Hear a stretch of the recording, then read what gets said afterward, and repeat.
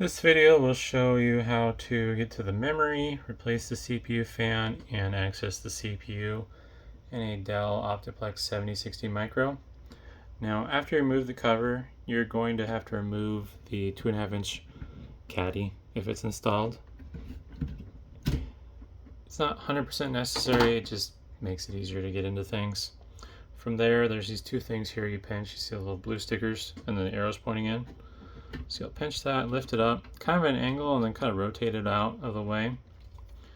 If you need to take it out completely, there's these two connectors here. So just lift straight up on them. They're kind of stubborn, considering they're so small. There we go. From there, that'll give you access to the memory. It says 2 memory slots in it. Pretty standard procedure there for changing laptop memory, or SODIMMs as your technical term is. You just pry these two little spring tabs back gently, just far enough for it to clear the memory. And once you got your memory in there, you just push it in there diagonally and push it down.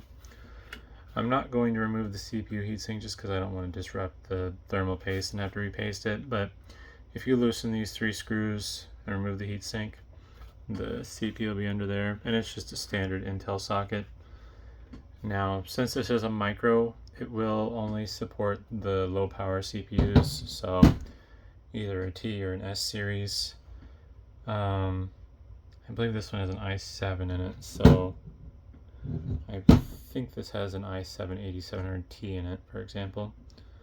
But yeah, otherwise from there, once you're done, just a matter of plugging these connectors back in. They are color coded, so you can't really do it wrong. And I think, I guess you could do it wrong. Let's see here.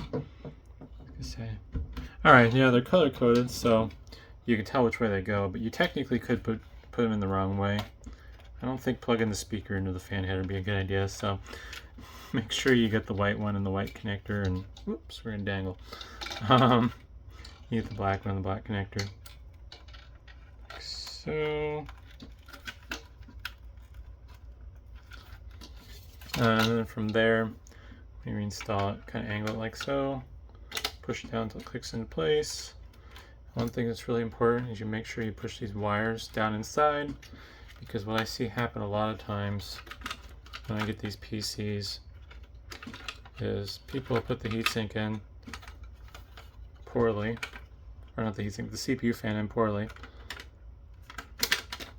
There we go. Clicked in place, and they'll leave a wire like that hanging over the edge. Well, if you put the cover on over that, you end up cutting that wire and it shorts out and it can damage the PC. So make sure you just tuck those in nice and neat. And then just a simple matter of reinstalling the caddy as well if you removed it. And should be good to go from there. So hopefully that's helpful, and thanks for watching.